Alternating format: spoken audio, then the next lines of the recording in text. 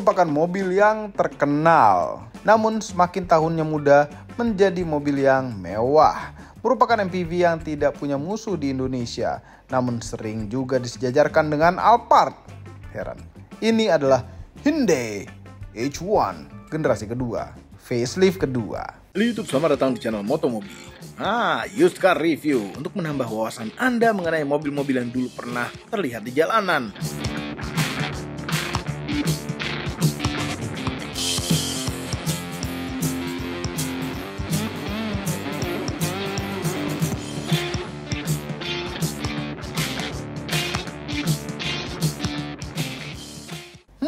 Bicara mengenai Hyundai H1, sebenarnya asal-usulnya memang tidak pasti. Namun berdasarkan tim penelusuran kami, H1 generasi pertama ini cikal bakalnya muncul di tahun 1995. Atau mungkin Anda pernah ingat dengan Bimantara Arya di tahun 90-an?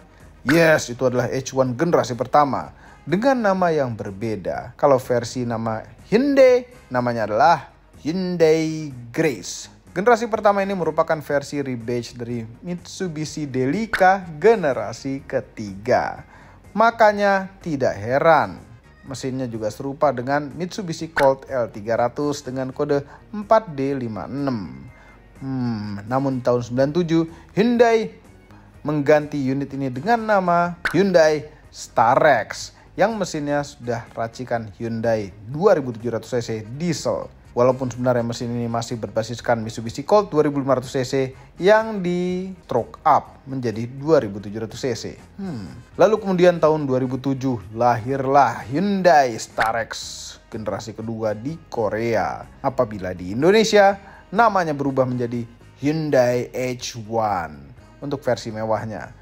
Dan untuk yang standaran masih dengan nama Hyundai Starex. Dan pernah dijadikan juga armada travel Cipaganti yang sempat viral beberapa waktu yang lalu. Untuk Hyundai H1 keluaran awal tahun 2007 hanya tersedia satu pilihan mesin saja, yaitu bensin. Yang mengakibatkan orang malas untuk membelinya karena boros bahan bakar. Karena itulah tahun 2010 Hyundai akhirnya mengeluarkan pilihan mesin dieselnya. Dan terbukti strategi ini berhasil menjadi pilihan MPV besar bermesin diesel. Dan bahkan Hyundai H1 menjadi pemain satu-satunya MPV mewah bermesin diesel pada saat itu. Dan bahkan sampai saat ini. Tapi ya sebenarnya kalah sama Kia Grand Sedona atau Kia Carnival. Dan akhirnya posisi H1 pada Hyundai digantikan oleh Hyundai Staria. Tahun 2014 akhirnya Hyundai H1 mengalami facelift pertamanya dan mempunyai grill yang membesar serta ada penambahan DRL yang membuat terlihat lebih mewah. Dan uniknya sebelum facelift yang kedua terjadi, Hyundai H1 di tahun 2018, pada tahun 2017 Hyundai H1 punya minor facelift dengan grill yang desainnya vertikal. Di tahun 2018 facelift kedua seperti yang ada pada video ini, mukanya paling berbeda dari semua faceliftnya dengan grill yang besar dan mata yang lebih sipit. Dan pada facelift Hyundai H1 yang ini mengganti mesinnya juga menjadi yang lebih canggih dari facelift sebelumnya. Bagaimana mengenai review Hyundai H1 ini? Dilanjutkan oleh Mamang itu, Mamang Ican. Ayo Mamang Ican silakan. Mamang tuh paling suka mobil-mobil gede, boxy kayak Alphard gitu ya. Dan yang Alphard generasi pertamanya itu udah mulai diambil-ambil anak muda, dibuat distansin segala macem. Ya, emang dasarnya emang suka mobil boxy, gede gitu ya. Ya seperti ini, H1. Mamang tuh pengen banget mobil ini. Dan depannya kalau yang H1 yang ini sudah mirip yang namanya VW Caravelle. Betul. Nah, sebetulnya H1 itu muncul di tahun 2008, ada yang versi diesel di tahun 2010. Pakai mesinnya A1 gitu ya. Itu udah kencang banget mobilnya, rear wheel drive juga. Terus ada facelift pertama dan ini adalah facelift yang keduanya. Mesinnya jadi berbeda, mesinnya menjadi diesel A2, nanti bakal Mamang ceritain lah. Tapi ini yang paling Mamang suka bentuknya, bener-bener elegan banget. Yang pertama kan agak-agak belok gitu ya matanya ya, jadi kayak hampir mobil barang yang disulap menjadi mobil yang mewah. Kalau ini depannya sudah mobil mewah, grillnya tuh gede, krom-kroman seperti ini. Terus juga udah pakai proyektor lampunya, HID, dan bawahnya, wah udah pakai LED fog lamp. Udah keren, ada DRL-nya sebelah sini, ada krom-kroman lagi sebelah sini. Jadi mengesankan mobil ini memang besar dan berwibawa. Ini depannya lucu juga nih, ada kontur-konturnya tipis-tipis aja nih, tipis, terus ada kecerutan 2. Ini mobil udah kayak kos-kosan, panjangnya. Wah, gila. Wah, 5,1, 5.125 gitu ya. Wheelbase-nya 3.200. Bener, ini adalah kos-kosan berjalan. Alphard aja kalah panjang sama Edge One ini. Karena apa? Edge One itu ada 2 versi. Ada versi yang 7-seater atau 8-seater gitu ya dibilangnya. Ada juga yang 12-seater. Jadi ini di belakang ya masih bisa ditambahin kursi. Nanti kita masuk ke dalam. Cuma kita kan lagi ngebahas yang luarnya ya. Nih, kayak ada aksen-aksen krom-kroman nih sampai ke belakang dari depan gitu ya. Di spionnya ada LED segala macem, kacanya gede-gede, dan di tahun ini, di tahun 2000 versi yang pertama kalau nggak salah, kacanya udah model flash seperti ini. Yang pertama tuh nggak ada, cuma dibuka dari samping, cit gitu kayak zebra zaman dulu. Tapi yang belakangnya ini masih kayak kijang, bukan kijang, ya bener zebra. Terus sini handle-nya udah keren gitu ya, sejajar. Ininya tuh kayak modelnya kayak menyatu semua, tapi di sini dipisah gitu ya antara ruang pengemudi sama ruang penumpang. Ada tambahan-tambahan daging seperti ini, aero kit gitu ya dibilangnya. Nih di bawahnya juga ada krom-kroman lagi, dan ini peleknya lumayan gede untuk sebuah MPV. Ring 18 235 55, tebalnya cuman 55. Depannya cakram dan ini bautnya 6. Belakangnya cakram pula. Kenapa harus cakram? Tenaganya gede. Wah, ini gede banget tenaganya. Torsinya bisa 400-an sekian. Nanti kita bahas di bagian mesin. Terus bukanya pintu kiri kanan elektrik. Yang lambat banget. Memang ini gede banget sih. Aduh, pengen memang mobil beginian. Enak banget dipakai jalan jauh. Ini kalau warna putih kayak gini mobilnya kayak ambulan. Tapi nggak mungkin, kalau ambulan pasti versi yang paling rendahnya. Nggak akan ada krom-kroman seperti ini nih, terus ada aero kit seperti ini, nggak akan ada. Dan ini aero kitnya kayak ada menyembunyikan knalpot di sini. Ini palsu ini, padahal knalpotnya ada di bawah. Ada sensor-sensor di bawah, di atasnya ada kecerutan, third back lamp, topi belakang, antena kecoa di atas, ada wipernya, rear defogger lengkap. Cuman, ntar dulu. Oh, ada LED-LED-an ya, kecuali lampu sen sama lampu mundurnya ini diganti sama LED juga nih. Udah gampang lah, nggak ada masalah kok. Ini bohlam ganti udah banyak bohlamnya LED. Cuma masalahnya sini tidak ada yang namanya power back door. Wah, tuh nggak ada pencet-pencetan, ya, agak berat. Lihat ini bagasinya luas sekali. Ini nggak mau tiduran di sini juga bisa.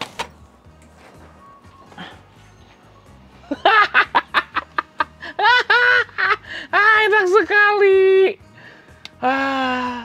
Ini koper gede aja. Ini pindahan rumah bisa bener, kos-kosan berjalan ini. Jadi disewain gitu ya. Nah ini ada ini nih. Ini harusnya ada kursi lagi gitu ya. Kalau versi yang 12 seat gitu ya, ada kursi lagi di belakang sini. Kalau yang versi 8 seat cuman sampai sini aja, makanya dia bagasinya super luas. Kenapa cuman satu di sini? Karena bisa dilipat ke sini. Kalau yang versi 12 seat. Terus di sini ada apa aja? Ada power outlet 12 volt. Sini nih, dongkar-dongkarkan di dalam sini. Dah selesai. Lampunya ada di sini. Kalau lihat-lihat bagasi, jadi dia masih bisa kejangkau lah. Enak sekali. Udah ya, nggak usah dilipat-lipat. Kalau dilipat-lipat ini sebetulnya bisa dimajuin. Nanti Mamang akan ceritakan bagaimana fleksibilitas kursinya. Wah, Mamang pengen cobain dulu ke row ketiganya. Ketiganya gimana? Bisa begini, terus dilipat aja. Nyot gitu ya, udah. Atau sini, cuman kan ya majuin, repot gitu. Karena ini udah disediakan fasilitas yang memudahkan kita. Kalau kenapa? Udah. Jadi kalau yang mudah ya mudah aja, jangan yang susah disusahin dulu. Apa sih, ngomong apa sih? Nih, belakangnya. Leganya. Tuh. Ada 7 jari, ininya oke. Ya mobil box itu begitu ya. Nih, Kita nyalain dulu ya lampu. Nah kan, enak sekali. Terus ini, kalau nggak mau 8-seater, bisa dilipat juga sini menjadi 6-seater. Cuman kalau misalnya ujuk-ujuk ada yang pengen ikut, ujuk-ujuk, tiba-tiba, ini angkat aja. Nah, tapi memang duduknya kalau di tengah kayak gini keras, joknya sangat berbeda dengan di kanan dan kiri. Oke. Nah, tapi kalau ini kita sini, kita dapat cup holder, nyimpen barang sebelah sini. Terus di pinggir sini ada cup holder 2, ada speaker, ada USB di sebelah sana. Dah, cukup banget lah. Terus kalau misalnya pengen ada remang-remang, kosan lagi dah. Nah, ini tuh bisa dimatiin pakai mood lamp tuh. Mood lamp ya bisa dirubah-rubah warnanya. Jadi hijau. Jadi apa lagi tuh? Biru, biru terang, ungu, hijau lagi, merah, balik lagi, mati. Masih banyak tuh warnanya. Bisa dipilih-pilih. Keren ya. Jadi yang ini sama ini ada mood lamp juga. Dikasih individual gini AC-nya, kanan kiri. Tuh, kanan kiri. Double blowernya. Jalan-jalan pengen ini. Enak sih, ini pasti enak banget. Sebelum kami membahas row keduanya, ada sedikit bocoran mengenai mobil ini. Karena Hyundai H1 yang kami pinjam dari Rengenet ini merupakan special order ke Hyundai. Sebenarnya trim Hyundai H1 ini adalah tipe Elegance yang di-upgrade ke tipe Royal.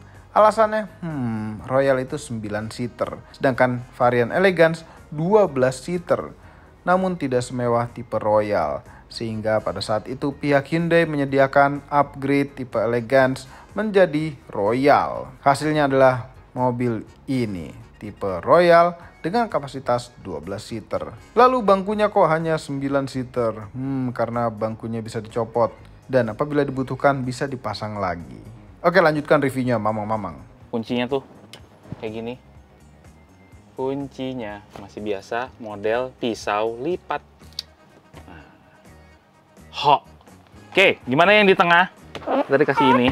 Kalau yang di belakang nggak dikasih ini, armrest kayak ginian.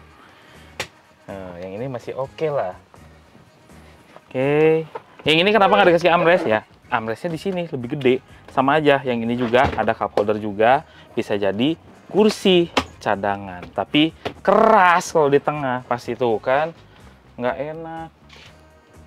Terus di H1 ini seat beltnya cuman 2 titik aja tuh, nggak ada yang di kursi gini, jadi bukan 3 titik. Di belakang dikasih apa aja? Dikasih AC juga, kasih lampu juga, ada mood lampnya juga, dikasih double blower nih. Double blowernya bisa di individual. Ini adalah pengaturan bukan suhu, ini adalah pengaturan semburan. Bisa ke kaki, bisa ke kepala juga. Terus fan-nya bisa kita sesuaikan. Bisa di sini, bisa dari si drivernya diaturnya. Terus di belakang dikasih apa lagi? Dikasih ini. Dikasih TV. Iya. Di kepraktisan. Di belakang ya, ada cup holder, bottle holder, ada tempat nyimpen-nyimpen nih. Terus juga ada di sini kantong kursi lagi. Dah. Nih buka kacanya nih. Mode flush. Lumayan gede. Karavel banget. Daripada nggak ada sama sekali, apalagi yang zaman dulu. Nih ya, Mamang tuh kenapa pengen banget mobil beginian, karena bisa bepergian gitu loh. Nih, jadi ini majuin ke depan banget, terus ini dikebelakangin banget. Copot headrest, ini majuin, udah. Bisa jadi kasur. Terus kalau ini gini, aduh enak banget. Impian. Tapi mobil sekarang udah banyak ya, kayak misalnya Avanza yang baru udah bisa diginiin. Cuman kalau untuk kasur yang kita full rebah banget, ya nggak bisa. Cuman ini dia. Aduh, enaknya. Pengen. Mamang pengen. Doakan ya pemirsa.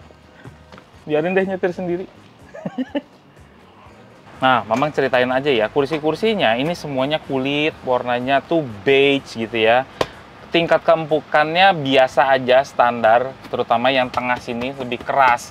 Nah, tapi yang di depan itu lucu banget karena ada 3 orang bisa di sini. Karena disediakan juga seat belt 2 titik tuh. Jadi bukannya nggak boleh, tapi ada seat belt di tengah. Cuman kalau nggak kepake, seperti high ace juga, ini bisa jadiin cup holder buat nyimpen barang di tengah. Keras tapi berkualitas. Ada empuk-empukan sebelah sini. Ada power window untuk 2 kaca aja, lock sama mirror yang bisa di retract juga. Ada speaker bawahnya, tempat nyimpen gede. Ada head adjuster juga tuh. Nih, interiornya empuk. Ini empuk. Nah, di sini keras baru. Keras. Cuman ini empuk. Empuknya tuh empuk yang bukan yang berkualitas juga, enggak. Bukan untuk mobil mewah juga, cuman ini empuknya tuh empuk keras yang bakal awet nantinya 10 tahun ke depan masih begini aja, nggak akan retak-retak gitu loh. Ini ada tempat barang juga di atas sini. Seneng deh mobil Mamang kayak gini. Di tengahnya, ini head unitnya mestinya bukan kayak gini ya, yang built-in gitu loh. Tapi ini udah diganti nih. Ini oke, cukup berguna lah. Bisa. Ini kan kenapa bisa karaokean kalau kayak gini. Iya, karaoke. Terus di bawah sini kontrol AC-nya sederhana aja. Dari untuk yang kontrol belakang, fan speed-nya sebelah sini. Untuk suhu yang di depan gimana? Ada di sebelah sini nih. Panasin ke atas, ada heaternya juga, bisa didinginin banget. Terus ada sirkulasi, ada arah semburan ke kaki, ada front defogger juga udah ada, lengkap lah. Tempat nyimpen. Dah, ini sebetulnya kalau untuk dashboard, ini adalah mobil kargo gitu. Sederhana sekali speedometernya. Nih, instrumen clusternya ada apa aja? Standar. Tahu nggak Panther sih? Ini kayak Panther banget. Cuman begitu doang. Cuman ada tripnya ya. Trip A, trip B, that's it. Odometer. Nggak banyak yang aneh-aneh di H1. Cuman di sebelah kanan, ini ada tombol-tombol. Untuk buka pintu belakang, 2. Terus ada PSD power, bisa dimatiin juga tuh elektriknya. Ada fog lamp, ada manual leveling headlamp, sama nyalain lampu belakang dari depan. Nah, di setir. Itu ada tombol-tombol lagi nih, cuman volume, next track, mode untuk infotainment sebelah sini. That's it. Ini kayak Alphard Gen 1 ya, kayak gini ya, asbaknya. Terus di bawah sini ada cup holder. Hihi, cup holder. Sini ada power socket paling bawah. Dah, tapi nggak ada laci-laci lagi sih. Jadi tempat nyimpennya ya seadanya. Nggak kenapa. Ini tuh tempat penyimpanannya kayak yang sedikit, padahal ini tapi gede loh. Kalau dibilang, ini buat nyimpen apa aja. Terus kepraktisannya, sini ada 2 layer, sini ya. Walaupun begini ada 2 layer, masih tetap ada airbagnya. Tapi ini kecil nih, lihat. Lacinya tuh kecil. Tuh, atas ini buat tempat kacamata, terus lampu-lampuan. Biasa, ini bisa dimatiin. Sini dua-duanya nih. Terus di sini ada lampunya nggak? Nggak ada dong, karena ini adalah mobil barang. Nih, spion tengahnya bisa auto day and night. Simple ya? Jadi nggak banyak perawatan. Alphard kebanyakan elektriknya, pusing. Ini nggak. Mamang tuh dari dulu ya, pengen banget duduk di tengah ini. Cita-cita loh. Bisa nggak? Bisa. Pengen jalan ya, tapi Mamang di tengah gini, boleh nggak sih? Boleh nggak?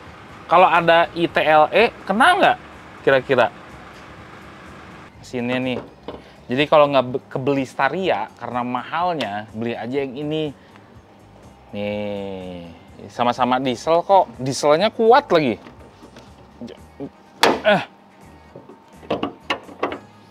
Nah, kalau H1 itu kalau di Indonesia ya sebetulnya ada tiga ya. 1 bensin, 2 diesel. Nah, yang bensin ya itu yang itu ada di bawah situ. Kalau yang dieselnya ada 2 versi. Kalau yang terakhir ini adalah versi yang A2, yang sebelumnya A1. Yang A1 masih bisa diminumin sama biosolar. Kalau ini Tapi kan dapat ini juga susah ya barcode-nya ya. Nah, kalau yang ini wajib Dexlite atau Pertadex ya, semacam itu yang udah bagus-bagus lah solarnya. Nah, dengan mesin ini keren nih. Ini tenaganya gede, 175 PS, torsinya 451 Nm. Buset, gede banget. Terus yang asiknya lagi, dia disalurkan ke roda belakang. Jadi kalau mau naik-naik gunung pakai ini masih oke-oke aja. Nah, Staria itu memang lebih gede, tapi cc-nya lebih kecil. Ini masih yang agak-agak sedikit konvensional lah. Someday, ingin punya. Kita coba deh sekarang, yuk.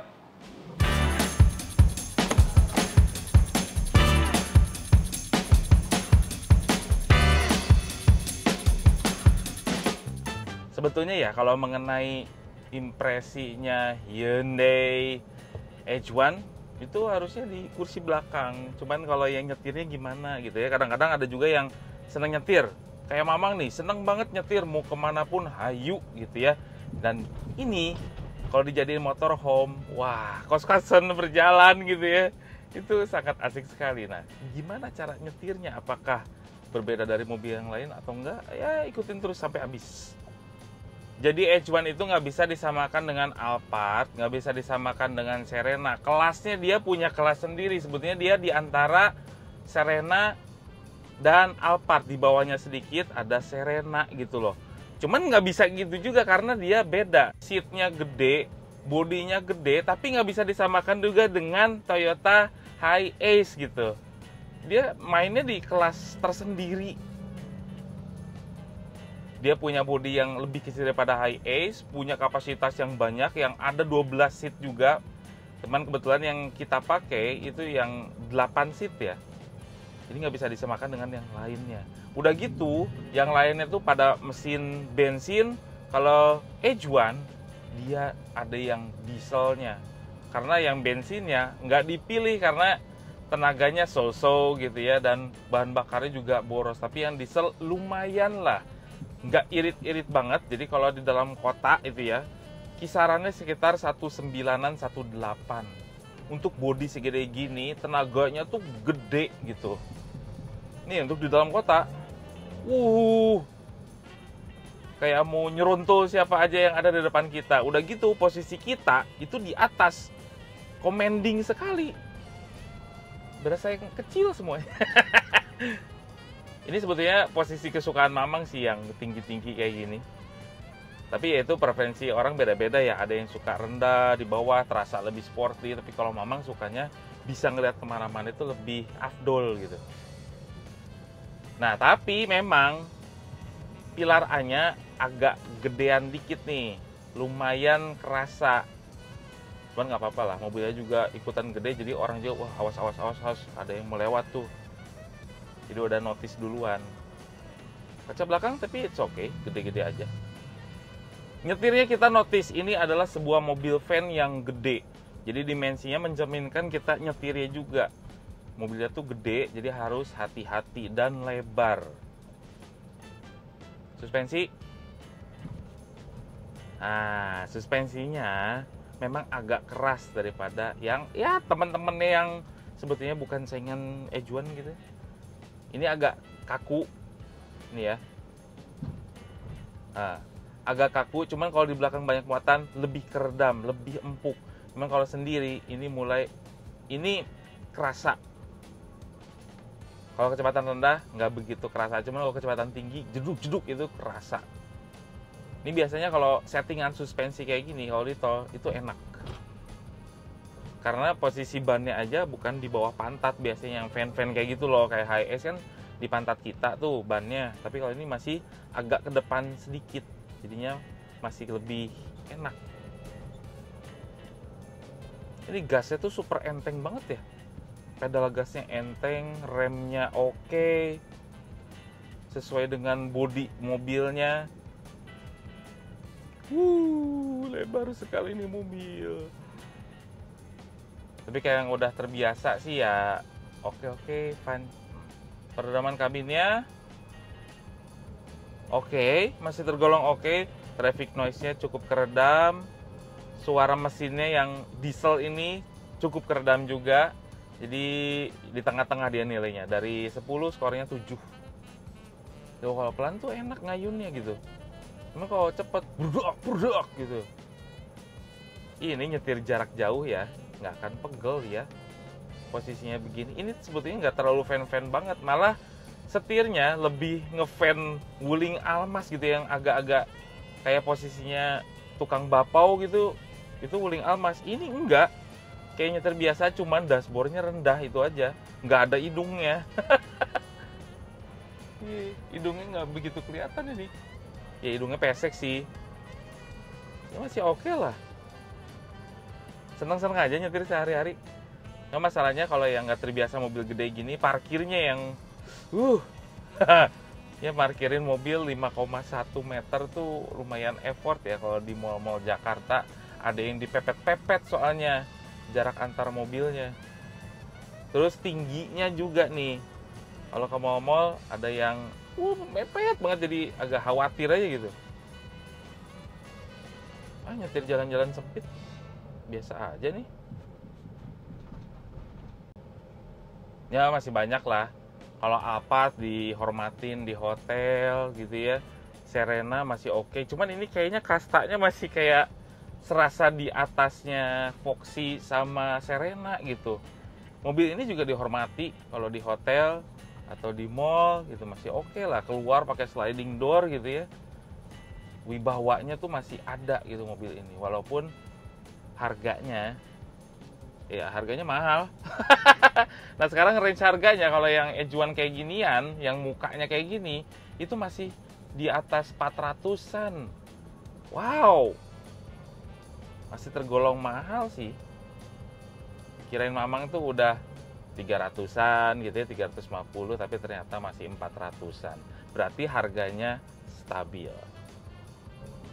Kita coba nih pepet-pepetan kalau lagi di macet-macet gimana nih pakai Edge-One, apakah ripuh atau enggak? Atau dia biasa mobil seseledek gitu. Tapi biasanya kalau mobil gede-gede kayak gini, orang tuh notice gitu ya, kayak minggir sendiri otomatis, bukannya arogan. Cuma memang mobil gede. Biasanya nyetir-nyetir yang cewek-cewek gitu pada ya udahlah. Gitu ya, mobilnya terlalu gede untuk dilawan gitu.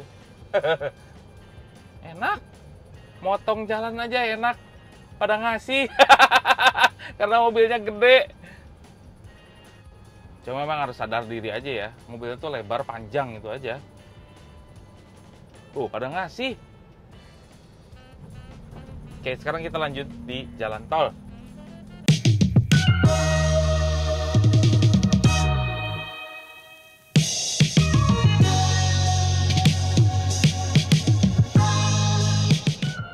Kita sudah berada di tol, dan gimana rasanya Edge-One ini? Ya cukup nyaman lah, tapi memang tidak senyaman Alphard, tidak senyaman Foxy gitu, sedikit di bawahnya Foxy, mirip-mirip Foxy karena suspensi belakangnya ini disetting keras kalau sendiri ya, yang membuat mobilnya tuh agak ngaung-ngaung, agak mental-mentul dikit tapinya gitu untuk sekelasnya. Cuman kalau diisi penuh muatan banyak, ini sepertinya lebih nyaman gitu. Bukan lebih nyaman dari Ford Foxy atau Alphard, tapi lebih nyaman daripada yang kita pakai ini.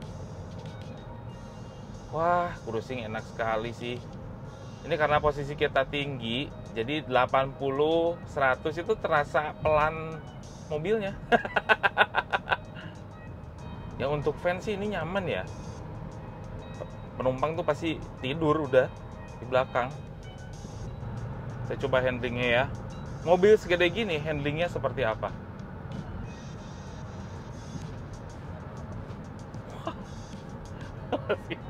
Tuh kan imbasnya, suspensi yang kaku kalau di jalan raya, jalan biasa, di sini tuh jadi lebih enak. Mobilnya nggak terlalu limbung, cuma memang respon setirnya kayak gitu, memang lambat ya, tipikal fan lah, fan gede gitu ya. Cuman nggak limbung gitu loh untuk di kecepatan tinggi. Ya limbung-limbungnya paling di sekitar 160-an ke atas lah, yakin Mamang. Karena suspensinya agak sedikit lebih keras daripada yang biasanya. Fan-fan biasa gitu maksudnya.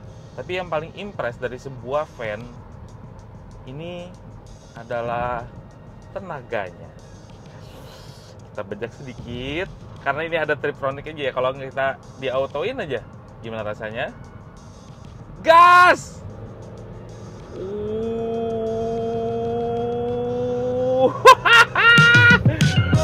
Fan gede kenceng.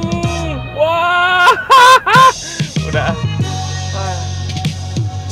Ini gede tenaganya. Ya bayangin aja 451 Nm yang dibagi ke roda belakang. Udah gitu diesel torsinya kuat. Wah. Ini asik banget. Terus kalau masih kurang juga ada yang namanya Triptronic gitu. Bisa dipindah-pindah. Kalau mau nyusul tinggal turunin gigi. Wah, asik banget nih fan. Itu yang paling impress Mamang dari mobil ini, tenaganya sama rear wheel drive-nya. Cuma sayangnya ya di Edge-One itu nggak ada cruise control. Jadi ya tetap aja kaki bisa pegel gitu walaupun jalan jauh. Walaupun gasnya enteng ya, tapi tetap aja kaki kita tuh harus bertengger di pedal gas. Kalau perjalanan jauh ya kerasa gitu kan.